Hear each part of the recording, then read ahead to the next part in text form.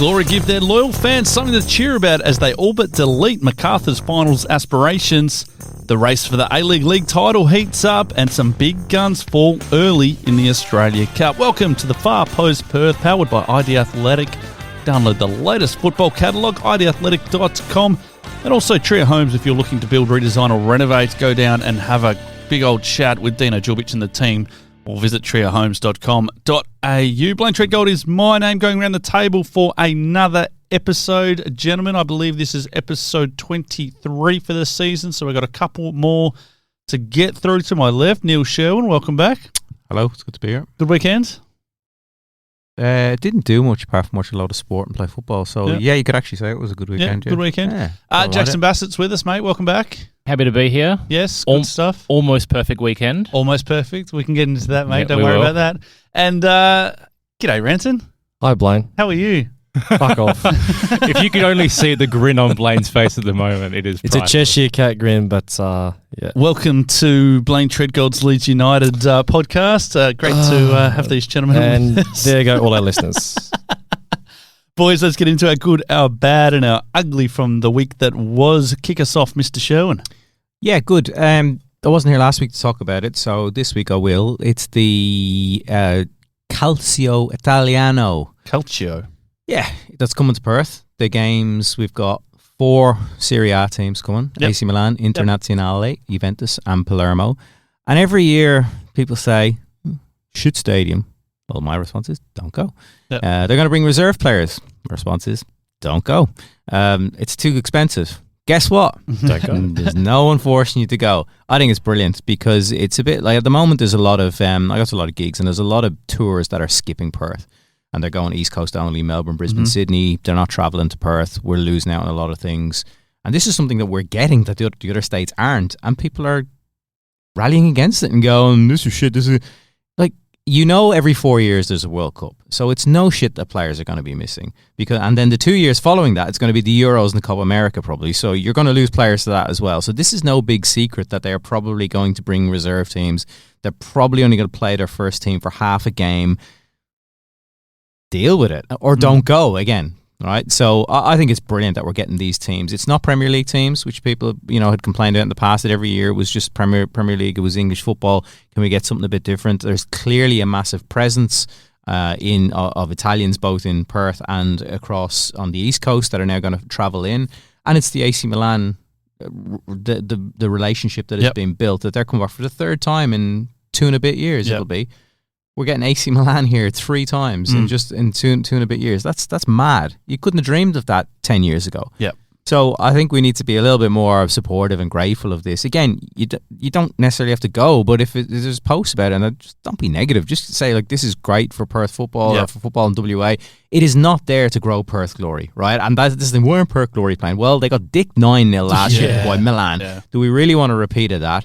And it's not there for Perth Glory. It's there as a tourism thing. It's funded by Tourism WA. Correct. It's there to bring people in. Now, if my tax dollars or whatever are going to have to fund tourism to WA, I'm quite happy that it's going to football because at least it's football coming here, not something else that I have no interest in. Yeah. So I think this is the best you could hope for, and I think that like this is a good opportunity to have a week of football here. The various teams flying in, you're going to have open training sessions, you'll have appearances, you'll have fan days, the fan gatherings, you'll have all that sort of stuff. I think it's going to be great.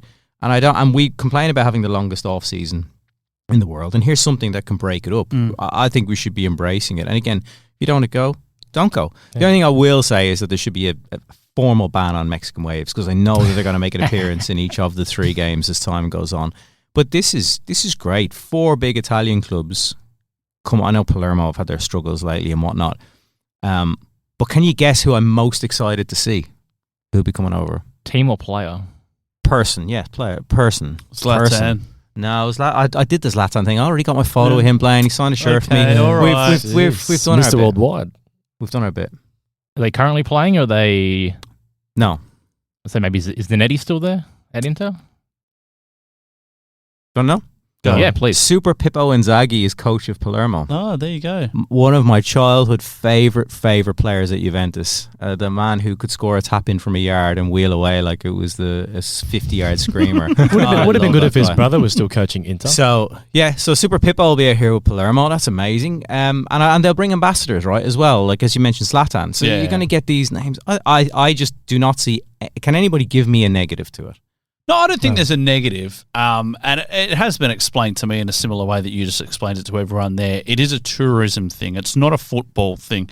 But is there a way that we can channel this, harness this in whichever way to make sure that it does, or to try and get some kind of legacy out of it for the local game? By playing against Glory, and it made Glory look worse. But I'm not necessarily Glory, but even kind of grassroots. More grassroots. They do coaching with the junior clubs, and they have players go along, young players go along to it. And the other side of this, does this, and it might just be a rhetorical question, does this make our own leagues look a little bit inferior? They are. Yeah, okay. They are all right, well, inferior. That's the cold hard truth. Whether they come over or not, they are inferior. Yeah. So is this doing it any damage? Not as far as I'm concerned. No, because I think anyone who's a football fan can separate A-League from. It's like this, and I've mentioned this before. Like, I know a guy who lives in London and he supports Chelsea and he supports Bromley. Yeah. Right? Bromley I think they might be in League 2 now. Yeah. And Chelsea are obviously Premier League. But there's been such a separation in leagues between like 6 or 7 tiers that they never crossed over, right? Yeah. So Perth Glory and Juventus fans can absolutely be one and the same, right? Yeah. So they don't. It's not like it's Juventus coming in to take Perth Glory fans. That's not how it works, and that's not how it ever will be. Perth Glory need to do their own work and not rely on this. And in terms of the grassroots, I'm sure Perth Azuri are going to latch on to this. Oh yeah, no, I've heard that there will be some kind of they'll host dinners, they'll do all things sorts like of that. WA Italian Club will be all over it. They'll be great. There's been I saw on Facebook that there's been a Juventus supporters club set up overnight. Yeah, because this is coming. Yeah.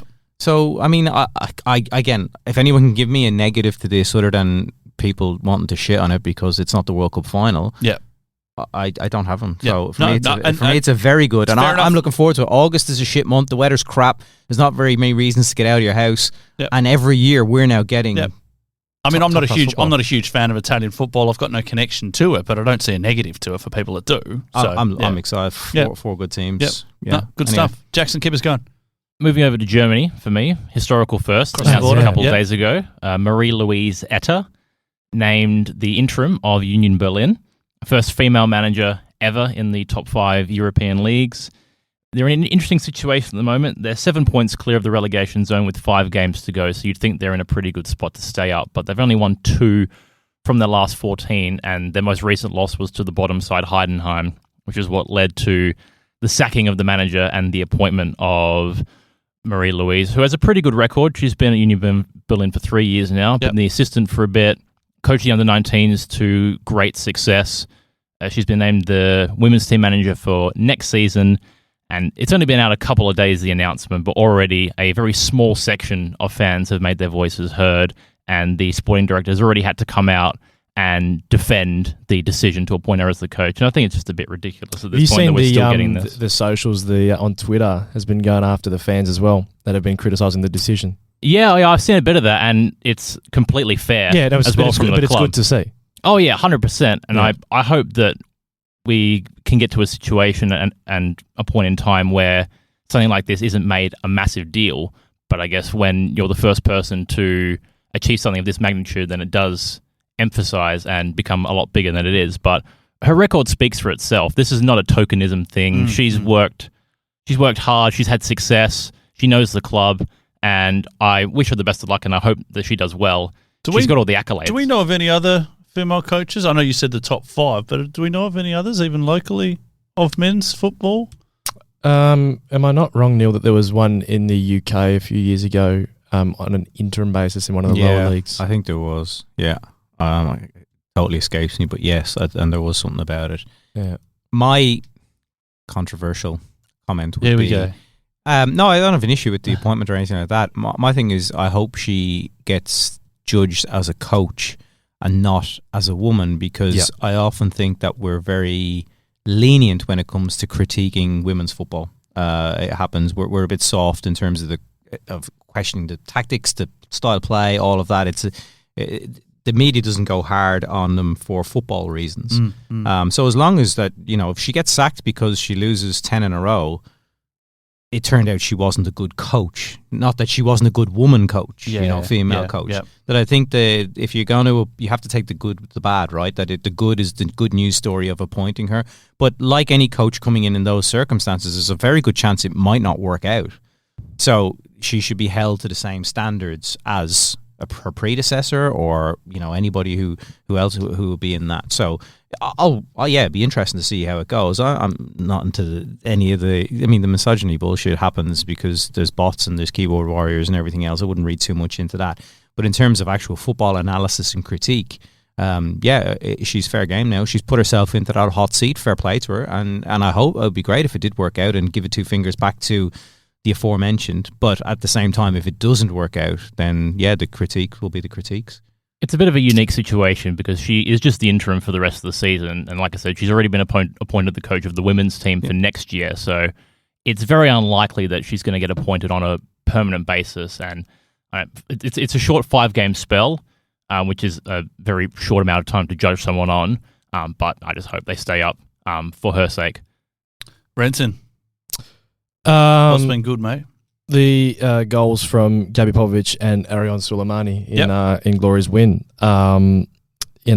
Those two players have had, I think it's fair to say, frustrating seasons where they haven't been able to get consistency in the team, or particularly for Sulemani, who's featured more prominently. I think he's been one of those almost kinds of players where I think back to that Melbourne victory game in December where he was played through it around about 20 minutes in, had that chance one-on-one against the keeper and hit it straight at him. And he's been someone that's worked hard but hasn't had any, reward for effort. So it was good to see him score. And then also for Gabby, because I'm sure when the starting 11 came out and people saw that not only was Tags out, but Gabby was starting, I think people would have gone, uh-oh, what's happened here? What's Griff doing? And I think in this game it wasn't perfect from Gabby, but he was someone that kept working his ass off. And that's something that's been mentioned by the players, that Gabby is one of the hardest trainers at the football club. Yeah. First one in and last to go.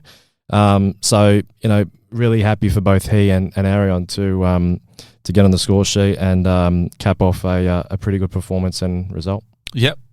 Good stuff. And we'll talk a little bit more about the Glory as we get a little bit deeper into the podcast. I had a good weekend. I didn't see much football. I was actually away at a family wedding, in fact, that I was involved with emceeing. So I didn't see too much, but what I did see was this morning. Get it up, yeah, red bastards! What a performance by Leeds this morning. First time in 45 years that they've won a league game at Old Trafford. And I guess the good part of this is I think it may just start to rejuvenate that real rivalry between the two clubs as well. Ahead of their massive pre-season friendly in Dublin that got announced last week. Is that right? I didn't hear that. Yeah, at Croke Park. Well, there you go. 80,000, the first ever club game at Croke Park, 80,000. Yeah.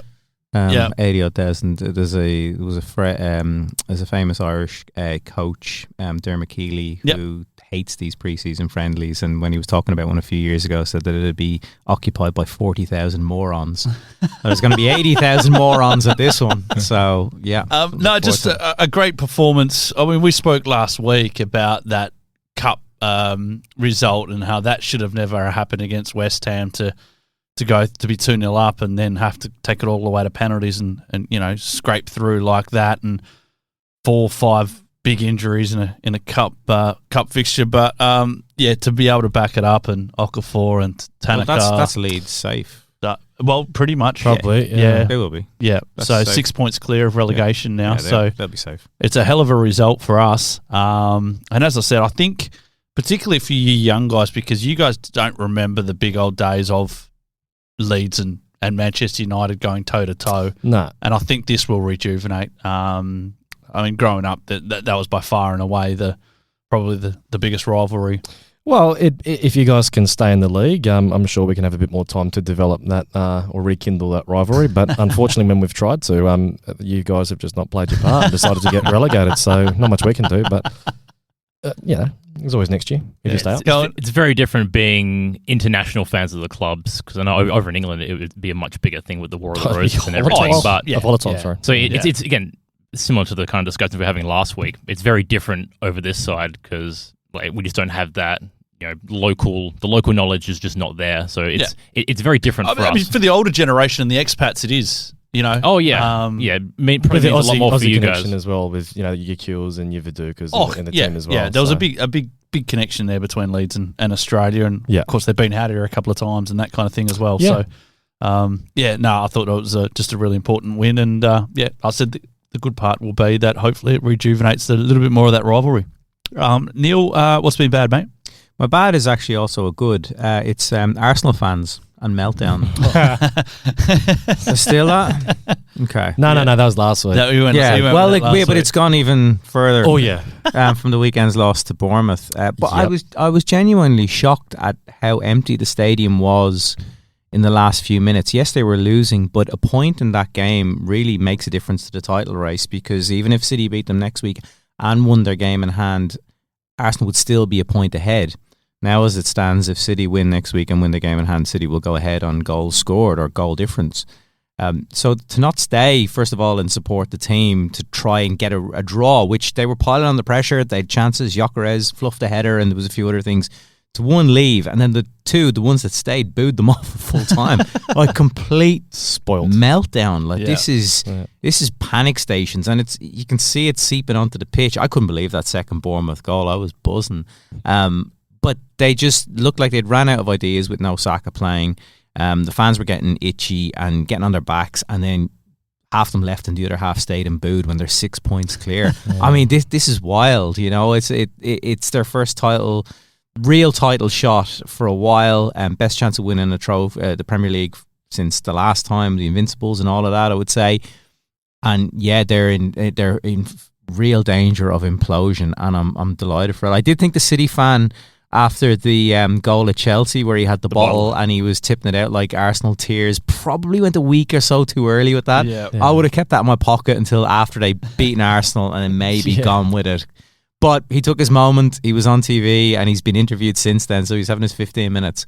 But Arsenal are definitely feeling the pressure, and City are purring as well. There's an interesting stat, though, that Arsenal have still taken more points than City over the last, I think it's 5 or 6 games. But it just feels like with City winning the cup final, and now those results at the weekend, that the momentum is with City heading into that game at the Etihad on Sunday. So that's going to be huge. It's a shame it's a half 11 hour time on a Sunday night. That's 3 hours past my bedtime. Yeah.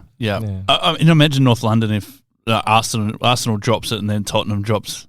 Well, I was going to mention Spurs as well, but the Spurs are playing Brighton, and it's at home, and I don't actually think a home game favours them at the moment with the way that the fans are. So much pressure, so much hostility. A bit like Arsenal at the Emirates.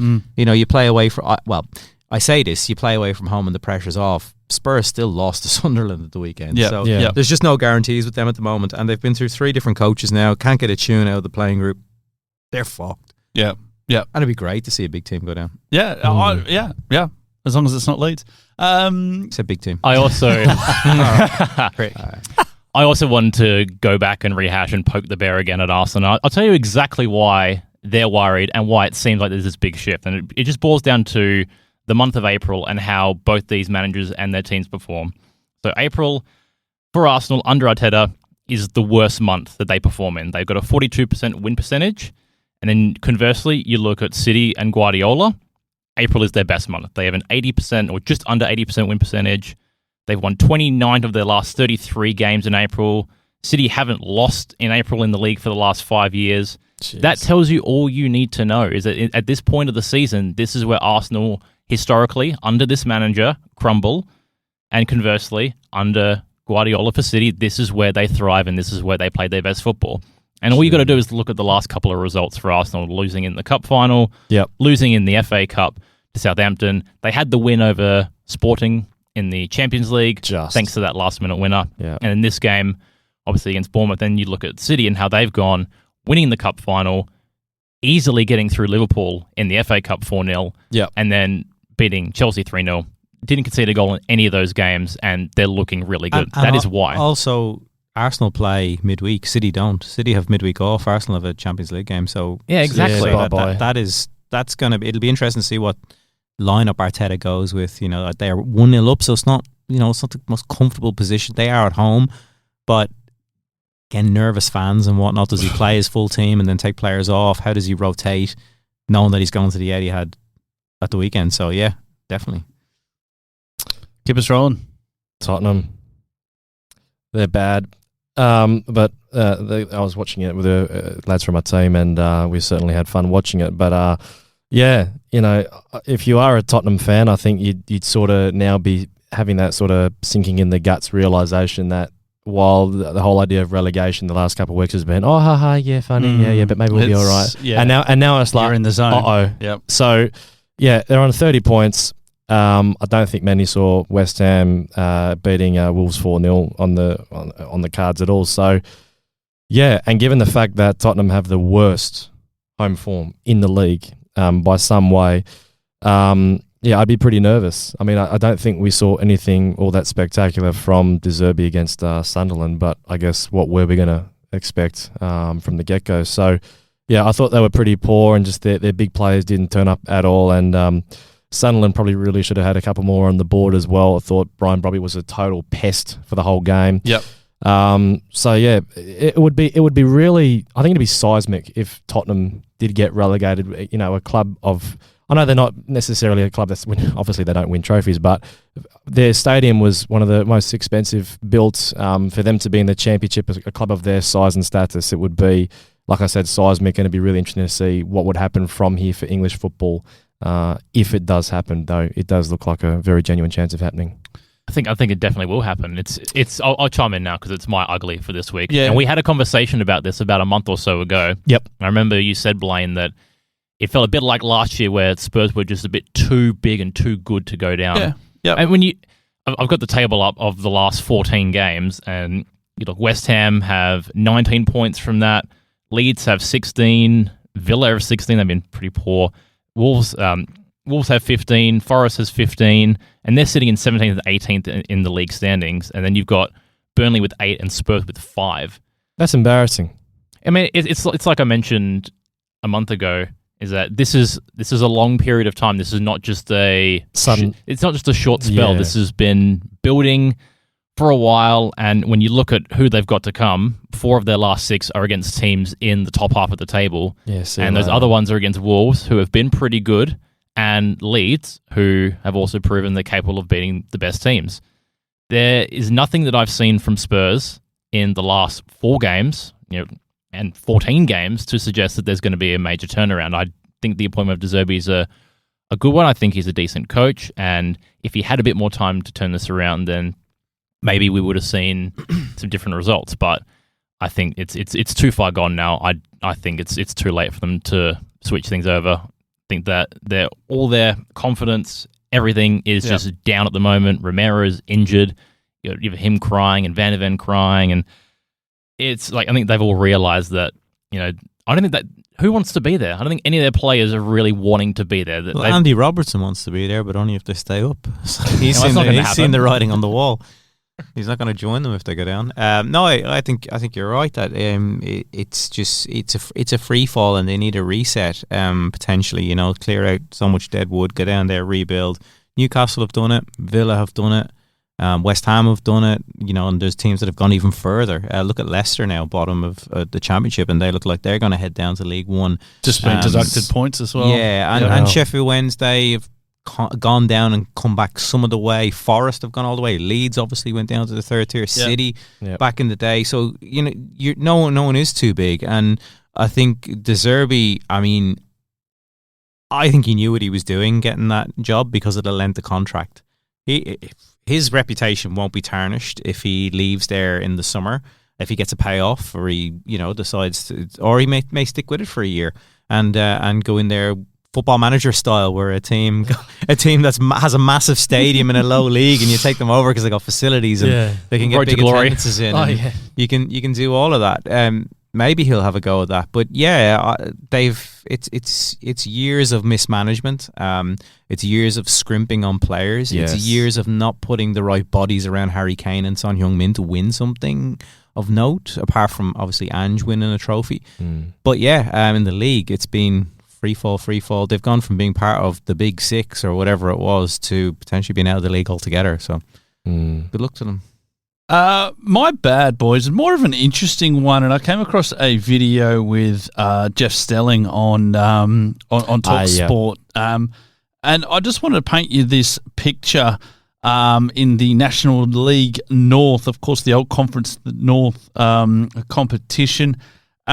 York City currently sitting on 104 points, Rochdale on 102, and only one automatic spot into the conference, well, the National League Premier, if you like, and the other one has to go through the playoffs, and there's a big kind of push to just have an automatic kind of 3 up, 3 down type scenario at the moment. But imagine getting over 100 points in your respective league and not making it up. It's quite interesting. It's because the league clubs want to protect themselves, and we've actually seen it here with the state league and amateur promotion and relegation, where for years it was 1 up, 1 down, and if the team didn't want to go up, then it wasn't offered to other people. And the state league clubs want to protect their status. The league clubs don't want to drop down, because once you drop down, it's a minefield down there. There's so many clubs that have investors, or there's sleeping giants and whatnot at that level. And York were a league team for a long, long time when I was growing up. City played them in division. It's one of the most famous. It's City's lowest point, I think, is when they went to York and lost in 98, 99. They get a fair few at York City as well. And that was City's lowest point back in those days. And yeah, and there's so many Phoenix clubs down there as well that have been brought back in slightly different guises. Carlisle, Scunthorpe, Southend. Yep, they're all league clubs. They were all league clubs. This is in the National League. Yeah. So it is quite interesting. But imagine hitting that 100-point buffer and not going up. Didn't the same happen with Wrexham and Notts County? Yeah, you might be right. A couple of years ago. It was just something that I came across in the week, and I found it really interesting. I think Wrexham and Notts County had the same scenario where they were both absolutely walking the league, the pair of them. You've got Yeovil down there. Yep. You've got Morecambe. So, Hartlepool, Halifax. That was one that they went through some. Yeah, they went through some real hard times, Halifax and Woking. Yeah, so as I said, I found it really interesting. As I said, there's been a campaign on for a while just to have an automatic 3 and 3, but we'll see how that plays out. Last of the uglies, Sherwin, have you been through yours? I haven't done my ugly. No. My ugly is now that it's mathematically confirmed, no finals again for Glory. So when they won I know there was a post went up today, but with Castro lifting the Premier's plate 7 years ago. Well, since that time when Glory finished first, the season afterwards there was still most of the squad there finished 6th, but after that it's been 9th, 12th, 9th, 12th last, and 13th also last. And this year, if we're realistic, they're not going to finish any higher than probably 10th. So there hasn't been anything higher than 9th for 6 seasons. Haven't gotten into double figures for wins since 2019-20. Now, look, this year has been a little bit better. The last year they won 4 games. This year, I think it's 7. Yep. And there's still 2 games to go. But it's a failure of a season again. And I know that, Griff is doing his bit, and he's doing the PR side of things, saying that things have improved the last couple of weeks. The players are learning, and things are, they've had problems with injuries and not getting the best team on the pitch at the same time, and all of that, sure, fine. But other clubs have struggles as well, right? At the end of the day, they're just excuses. The reality is that I keep saying it, that anything outside of finals is a failed season, and we now have 6 failed seasons in a row, and not even close to making finals. I mean, previous years we've been done by February. So at least we made it to early April this time. So maybe it's a bit of an improvement, but ultimately, it's a really ugly record, and we have to seriously look at this off season as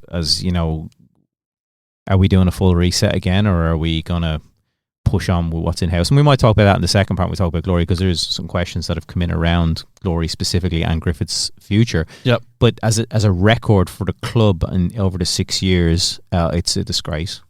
Yep. Brenton? Made mine short and sweet. Whatever the hell that performance was against Leeds for Manchester United, so leave it there. I hope you enjoyed it, Blayne. Beautiful. Definitely Beautiful. a red card as well. My prick. Just reeling him in. my uglies around what the off season for the Glory looks like. So what we might do is we might take a bit of a break. We'll take a deep dive, boys, into what's happening around the Perth Glory next. You're on the Far Post Perth podcast. What a run! This could be the one! It's in! That's what it's all about! And when it comes to sports gear that helps you perform your best, ID Athletic has the winning formula. From grassroots clubs to elite athletes, ID Athletic provides high-quality sporting apparel, screen printing, embroidery, and made-to-order promotional products. Proud sponsors of the Far Post Perth and passionate supporters of WA community sport. Visit ID Athletic at 84 Howe Street, Osborne Park, or online at idathletic.com. ID Athletic. Build your identity. Tired of the same old cookie cutter home designs? Dreaming of a space that truly reflects you? Then it's time to talk to the team at Trio Homes. Whether you're looking to build your dream home, redesign your current space, or simply renovate, Trio Homes is committed to unique designs, local personalised service, and quality workmanship. And with former Perth Glory star Dino Julbich at the helm, you'll know you're getting passion and dedication built into every project. Discover the difference with Trio Homes. Visit triohomes.com.au. Welcome back to the Far Post Perth, boys. Having a little bit of a chat about what is happening around the A-League. Let's start with that result on what was a pretty beautiful Sunday to be a Perth Glory fan, albeit not much to play for. We found out going into that match because of the win for Melbourne City. Yep. So that pretty much put to bed any finals hopes, even though there was a big performance to come. Give me some positives, Jaxon. What did you like about the performance? I was impressed, given my expectations going in. Yep. I think James alluded to that slightly beforehand. When Taggart wasn't in the starting lineup, I was very worried about how we were going to fare and how competitive we were going to be. But I was pretty impressed with most of the players that went out there, particularly Nicho Pennington. I know we've had a lot of discussions about his positioning and whether he should be moved more centrally, where he's played a lot of his career, and about his role on the left. But I think he was fantastic on that left-hand side. Obviously scored, created the most chances, won the most duels. So he did his defensive duty.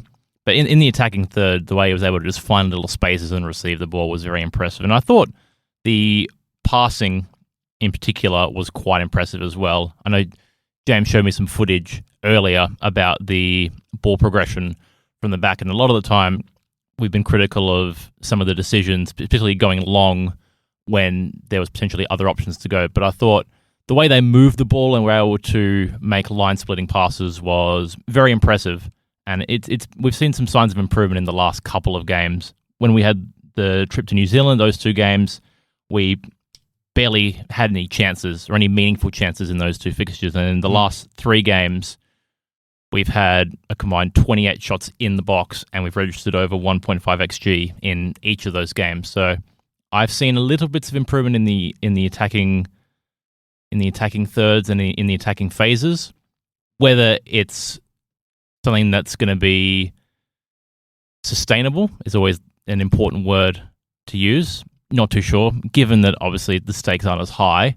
But I am erring on the side of caution. I'm feeling slightly optimistic with what I've seen, and maybe there is something to build on, but I think there are more things other than what we're seeing on the field which need to be solved.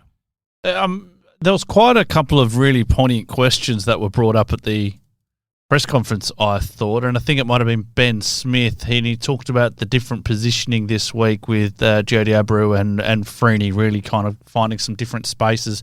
Pennington was another one. It was really refreshing to hear Griffiths talk about something that we've talked about for a while. Is that that does he start wide? Does he come inwards? And it was interesting to hear Griffiths say, "Look, we just give him a license to kind of float," and that's the way it played out across the weekend. Which I thought that was quite refreshing from Griffiths to hear that. James, what did you make of it all, mate?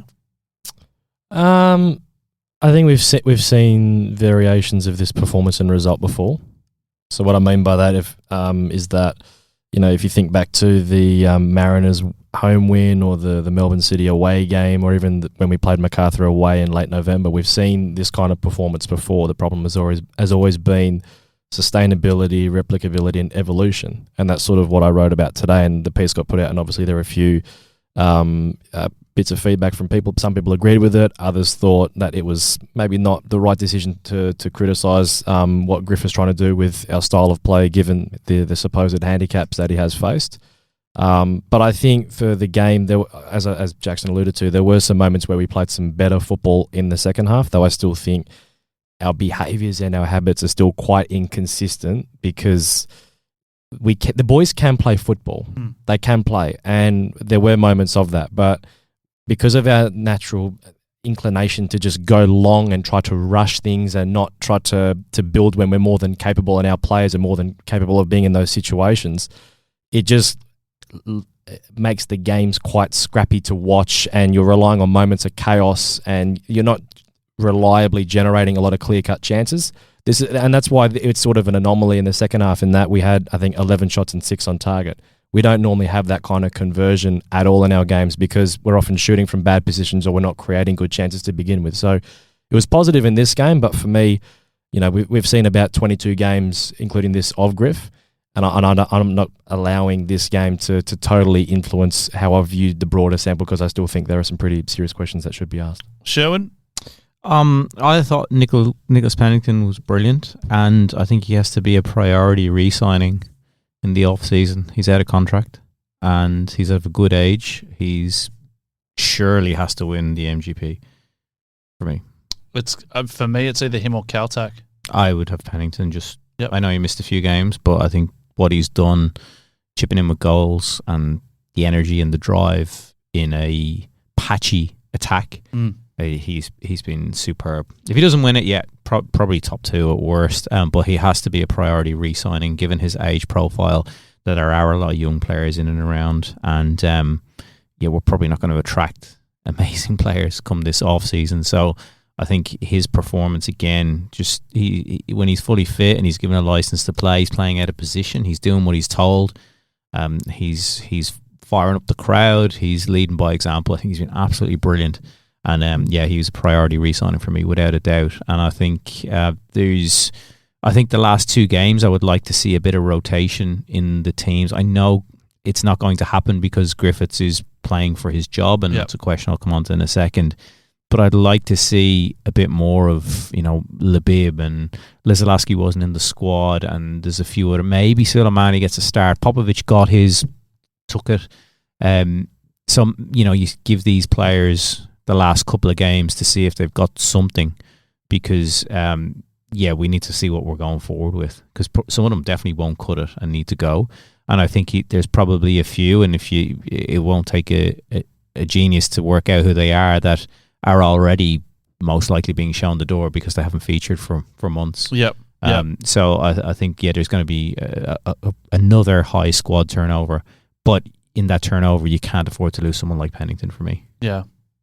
So what are the questions you had, mate? The question that came in was essentially, was that win at the weekend enough for Griffiths to be given the job on a full-time basis? I had a chat with someone today, and it's something that you've kind of alluded to and banged on about a little bit, Renton, is it doesn't matter who you've got in there if your systems aren't right to begin with. And I think where this club is at, and this was part of my ugly a little bit earlier, is if this club isn't willing to be flexible and adaptable and adopt a new approach, then we're in for another ugly year next well, year because we are at that point that it needs a full blown. Well, we're heading into our 30th anniversary, and obviously we have a proud history. That I hope we get a sexy kit. I really hope we get a sexy kit. But that's the thing, right? We've got that history that a lot of clubs don't have, but we've never created a future. What does Perth Glory look like today? What do we stand for today, and what do we want to be tomorrow? Yeah, and that was something that Griffiths briefly touched on in his post-game presser when he was talking to the players about what do we want the fans to think. But that's fine for a coach to come in and do that. No, but if it doesn't extend it to the macro. So this is the thing. Exactly. It's got to be everyone from the owner down to the janitor. Man. And we don't hear enough from the owner. We don't hear enough from the likes of Bontempo and Vince Grella. And we don't hear enough from the janitor. No, we don't, which is a problem. But it's like we're not going to see meaningful change at this football club until things are fixed and we've got a clear plan starting from the top down, because we've had that many coaches and we've tried to build a false hope. And while progress has seemed achievable at other clubs, for us it's always been elusive, irrespective of who's playing and who the coach is. So yeah, it's sort of like we need open heart surgery. And we need to have a really ruthless and objective analysis of how we've gone about these past 2 seasons in particular under this ownership group, because that win against Macarthur was our 7th home win in 31 home games. I think we're in for a really ugly off-season. Expand. I think that there needs to be some wholesale changes. I think that there will be some wholesale changes at board and director level. What do you want to see? What do I want to see? Within reason, obviously. Yeah, well, I think we just need to see, and it's something that you bang on about quite a fair bit. But what's the plan? Where's this club going? And that's endemic of I think Australian football, but I think it's even more so endemic on a smaller level at Perth Glory. Yeah, I don't think it doesn't look like there is a plan. It's a little bit like, oh well, that hasn't worked. Let's go back and try this instead. That's not a strategy. But it's just fortunate that we as a code here in Australia and where the A-League is that we're not at the level of, say, the AFL here in Australia or the Premier League in the UK, where we don't have that constant media scrutiny, where if we did have that, then I think Glory would be in far more strife. It doesn't even need to be. We don't even have to think like that, mate. But it's in like people having an understanding of what happens, because we don't hear enough from our leaders at the football club to begin with, be it the owner, be it the CEO, be it the because they're not accountable to anybody. But that's the problem. Yeah. There's no accountability. And when there's no accountability, then how are fans meant to jump on board with whatever vision we're trying to sell, if there even is one? Yeah. Particularly for next season, which I think we need to really define what we want to be as a football club and be true to those values. Just going back to the Griffiths question, I think if he wins one of the next 2 games, he's nailed on to keep the job. I think he will, because he'll finish the season strong.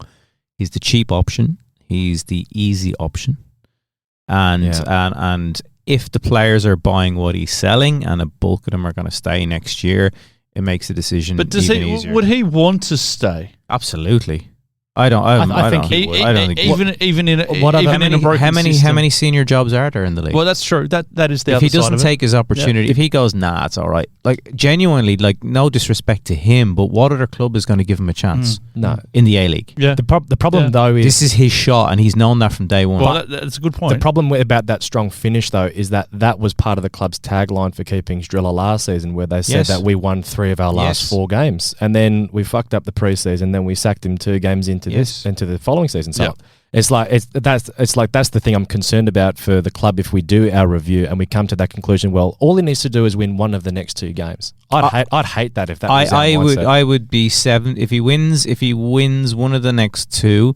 I would be 80% sure that he's going to stay. If he doesn't get dicked in the 2 games, I'd be 50-50. There's very few scenarios that I can see that he doesn't get the job as first choice. Because we go back to this fucking worldwide search department and everything else. And because the fear I have, and I know that it shouldn't be an excuse for keeping someone, because we saw what happened last year. Is that you do sack him and then you spend 2 or 3 months getting someone in, and you miss the jump on preseason, and before you know it, you're chasing the season again, which has happened in the past. So it's a really tough one. But I think I would be leaning way more towards him keeping the job than the opposite.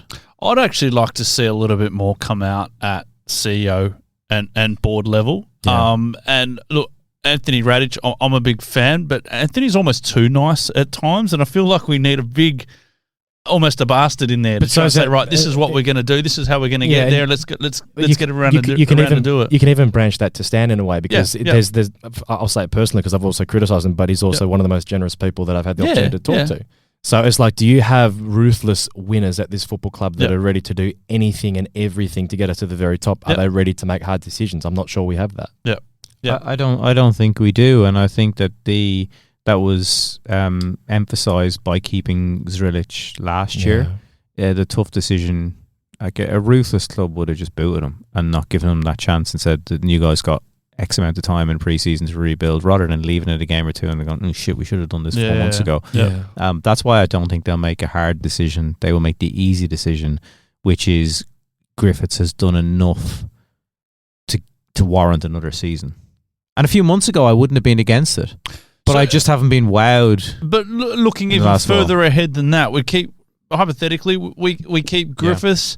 We keep the same kind of people involved at board level. We keep the same CEO. We keep the same football department and everything else. What's the next benchmark? Are we back at? Let's hope we make finals again. Well, it's for me, if you keep Griffiths, it's finals or bust next year. But was that not the case this year? That was the case this year. Not when Griffiths came in. But we had that very clearly set as a football club. What did Rado say? So should Griffiths fall on? Yeah, but should Griffiths fall on his sword because he was brought in someone else's shit show? I don't think that. I think he had enough. I think he had enough tools to get more out of this team. In the sense of what this team had, yes, I know that there was injuries. No Lawrence for the last 10 games.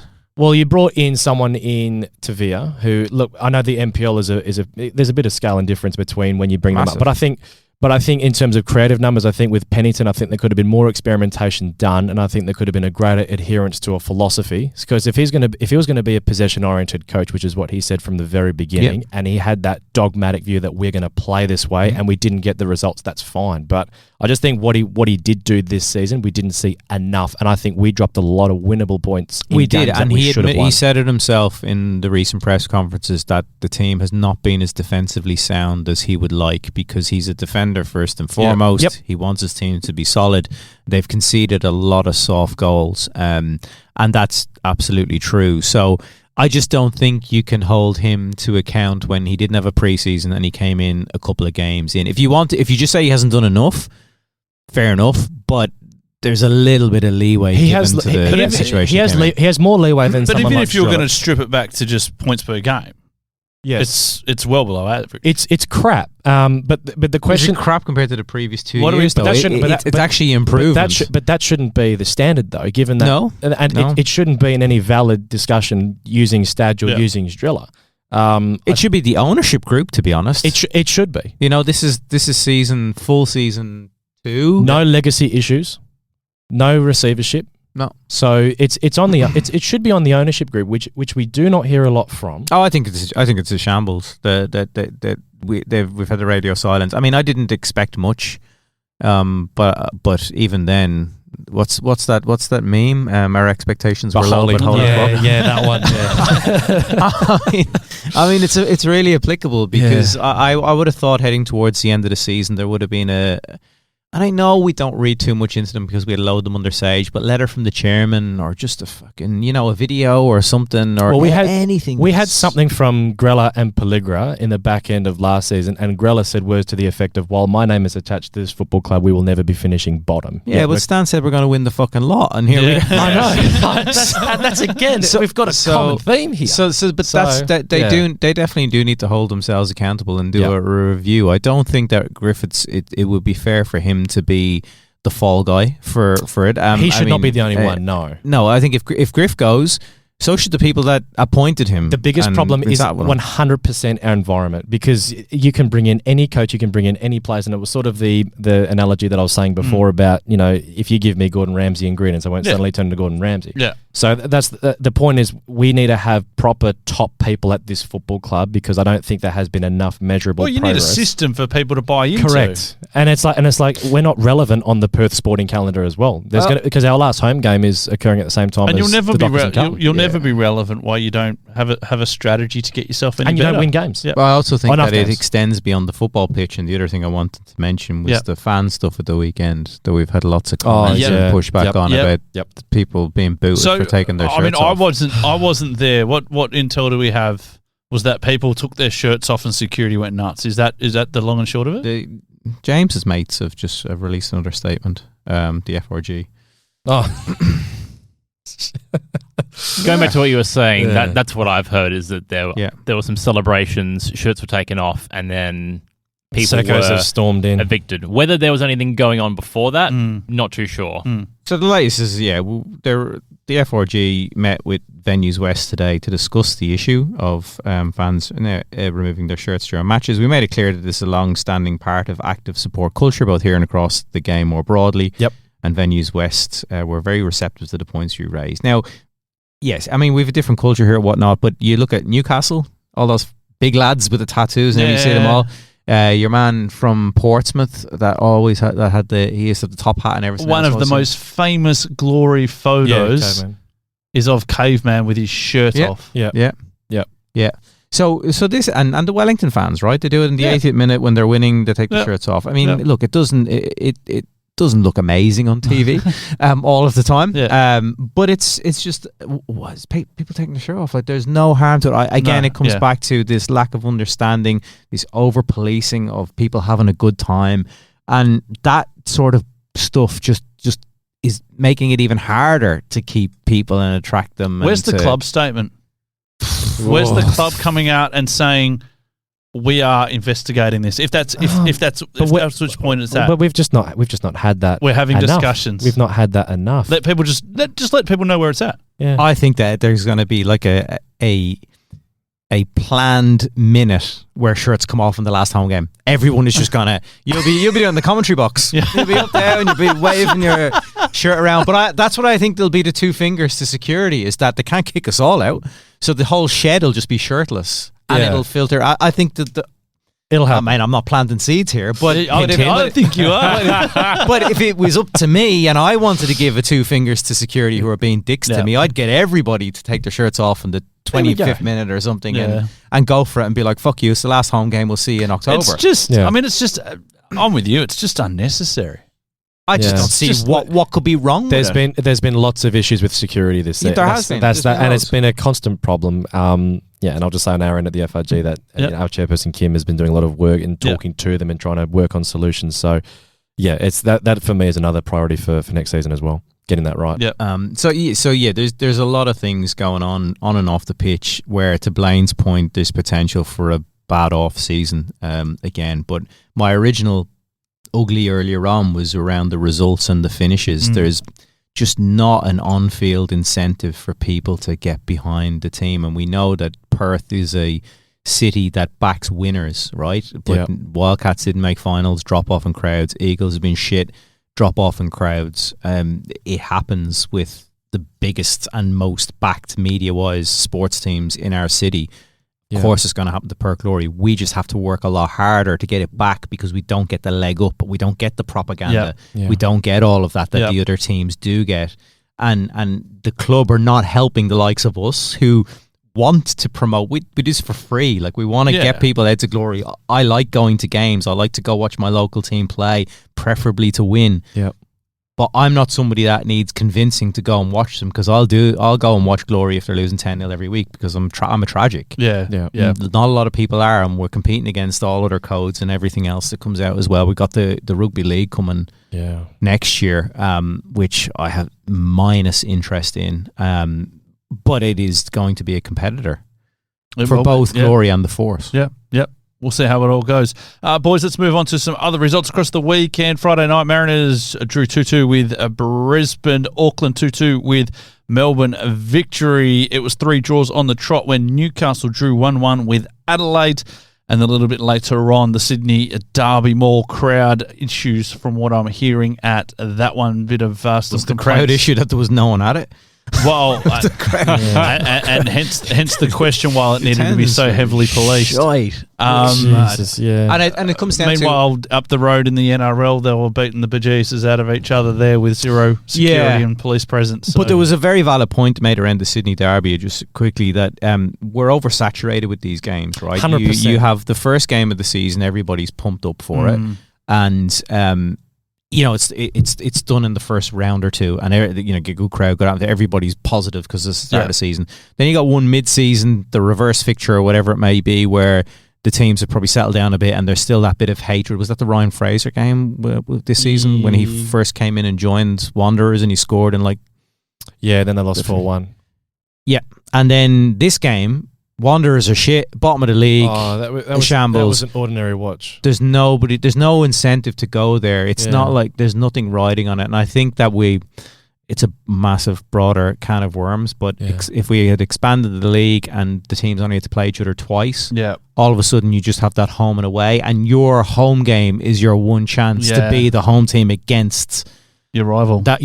You get that one opportunity, M&M style. Do not miss your opportunity. All that. Mum spaghetti. So I think we're not helping ourselves, but also Wanderers not helping themselves with a complete basket case. And some big movement happening there already. Mal Impompiato, I think his name is. I can't pronounce. Former football director at Western United has now gone there. So. So a little bit of movement already. Melbourne City beats Wellington 2-0, and Perth, of course, beat Macarthur 3-1. Final thoughts on the weekend that was in the A-League? I didn't see Melbourne City getting that buffer on Macarthur. So, they've got a nice final for that 6th What's that, spot. 4 points now, isn't 4, it? yes. Yep. Yeah, with 2 games left. And, Newcastle should do enough to win Premier's Plate. 3 points clear. 3 points 3 difference. clear with 2 to play. Oh, you know what, though? I'm glad it's going down to the final couple of rounds at least. If not, the last weekend would be outstanding. Well, it'd be nice if we had simultaneous kickoffs. 100%. Yeah. We don't. We've, I'll find myself a wall to hit my head against. Every year that comes up, last round. Absolutely, it does. Righto, we'll take a quick break and we'll get set to wrap things up right after this. What a run! This could be the one! It's in! That's what it's all about! And when it comes to sports gear that helps you perform your best, ID Athletic has the winning formula. From grassroots clubs to elite athletes, ID Athletic provides high-quality sporting apparel, screen printing, embroidery, and made-to-order promotional products. Proud sponsors of the Far Post Perth and passionate supporters of WA community sport. Visit ID Athletic at 84 Howe Street, Osborne Park, or online at idathletic.com. ID Athletic. Build your identity. Tired of the same old cookie cutter home designs? Dreaming of a space that truly reflects you? Then it's time to talk to the team at Trio Homes. Whether you're looking to build your dream home, redesign your current space, or simply renovate, Trio Homes is committed to unique designs, local personalised service, and quality workmanship. And with former Perth Glory star Dino Julbich at the helm, you'll know you're getting passion and dedication built into every project. Discover the difference with Trio Homes. Visit triohomes.com.au. Then final part of the Far Post, Perth. Boys, a bit of a look back at what happened locally across the weekend. It was Australia Cup round. Some big names fell. Donna's not here to talk all about Sterling going down to how convenient the Paddies. How convenient. At East Perth. What I will say on that game is I did mention a few weeks ago about new breed clubs, that were on their way up, and they may not be able to sustain it across the season yet because facilities, funding. I mean, East Perth were playing amateur football against me a few years ago, and now they're knocking off Sterling in the cup, the cup holders. I mean, it's an amazing result. They were good value for it by all accounts, and it is WA magic of the cup stuff for them to knock them out. So, I think it's a brilliant result, and they will cause any team they play problems. They've got some very, very good players in that team that have been in Perth for a few years. And they've topped it up with new additions, and they're playing out of public park. You know, my missus teaches at where they play. Right. It's the school's park. Yeah, they've got very little to work out of, but they're making a really good fist of it, and they've grown hugely. They got multiple women's teams. They've got another amateur squad has come in now. They've got social teams, masters. It's thriving from they started in. They're called East Perth because they started out. Would you call East Perth mono ethnic, Neil? I mean, I know it's got a big Irish kind of contingent down there, but massive. Yeah, they have a few blow-ins. Yeah, a few blow-ins. But if you look at any of their, they didn't hit you up. Their kits are. They didn't hit me up. No, they did not hit me up. No. If I wanted to hang around with a lot of Irish people, I'd live in Ireland. That's always been my thing. It's why I don't frequent the Irish pubs all the time. But no, they're doing great. Them and Emerald will be the next one. Yeah, on their way up. No, also. Good stuff. Azuri went down heavily to Olympic. Bit of a quirk is that they'll actually play each other this week in the league as well. Same bat time, same bat channel. So Inglewood beat Sorrento. Inglewood beat Sorrento. Yep, that was probably the other cup set. Really? Yeah. I mean, Div 1 team beating the NPL team. I don't think there was. No, I don't think there was any other major headlines. Who you expect? The big three that went down. Morley beat Guelph 3-0. Yep. Morley Div 2, Guelph Div 1. Yeah. So you could possibly say that was a surprise as well. And the last amateur team was Perth AFC. They went down to Coburn. Yeah, they were the last ones standing. And they were upset they didn't hang around for a beer. Yeah, well, rightly so. Then prima donnas and Saturday football can fucking buy a Coke Zero if you're not drinking. I mean, you get paid enough petrol money. Yeah, you can buy a $6. Spoken like a true Sunday league showing. Yeah, fuck the Saturday football. NPL this weekend, some good games. Western Knights will take on Armidale. Sterling against Fremantle. Perth Glory against Sorrento. Balcatta, they want to make amends for that earlier shellacking at the hands of Bayswater. Some really strange fixtures because they're coming around again very, very quickly. Yeah. But didn't Balcatta win? Balcatta beat... Who did they beat a couple of weeks ago? I can't think. Yeah. But they were belted quite heavily in that round one by Bayswater. Well, Bayswater have dropped off since then. Had some very dropped a lot of points since then. Dinella White Eagles beat Bayswater last weekend, I think. Yeah. Olympic v Azuri. Dinella White Eagles will take on Perth Red Star. Keep an eye out tomorrow. NPLW, probably match of the round will be Perth up against Balcatta. They'll be the two front runners, it seems, throughout the NPLW season under Friday Night Lights there. A-League Round 25 kicks off on Friday. We'll go around the table. We'll get some tips. Melbourne Victory v Newcastle. I think Melbourne Victory gets this result when we go into the final rounds. Newcastle have a good record against Victory at home, but not this down one there. Not down. Yeah, and this is where Auckland could close the gap. If Newcastle lose, we could be seeing Arsenal-style fans walking out and booing. No, they won't be. They're happy to be where they are. I think they'll get a draw, though. They'll keep their noses just in front. Draw. So House One Matter, is he going to be available? No. Ooh. I'll say a draw as well in that one. Draw. I'm going to say Victory. And we go into the third and final week with points locked. Be a good finish for the season. Absolutely, it will be. Just on that, if they were level going to the last game, could they move the kickoff time so that they were playing at the same time? I'm sure they've done it before, haven't they? The Saturday is the F3 derby, and then the Sunday is Auckland and Sydney. They won't move that then. They won't move it. It's a shame, yeah. They couldn't. You can't because of the time difference. Damn it. No, but it's Sydney, they're home against Auckland. On the Sunday. I think it's a 1 o'clock kickoff. You can't move it now, though. You've got to make provisions for that, surely. I think you could. And you'd have NRL. You'd have NRL on it. Allianz, surely. Maybe. Anyway, just a thought. Anyway, where we at? Wellington v Western Sydney. I will not be watching this. Yeah, who gives a rat? Draw. I'll draw. No, sorry. No, fuck. No. Wellington. Wellington at home. Yeah, Western Sydney shambles. Yeah. Yeah, Wellington. Yeah. Yeah, I'd say the Phoenix. Yeah, I'm going to go draw in that one. Brisbane v Melbourne City. Draw. I'm going to say the Raw. Okay. Really? I would have said that until that puts the pressure back on City. Yeah. Well, I've got a stat in front of me, which I very quickly. So yeah, I need 3 results to get my bold prediction at the start of the season to come in. So if Raw beat City, if Phoenix beat Western Sydney, and if Macarthur beat Adelaide, then all 3 of those will still be in contention with Melbourne City for that last final spot. Okay. So I think I said 7th to 9th would still be in with a shout going into the last game. So if I can get those 3 results, I will be over the moon. Renton, what was your tip?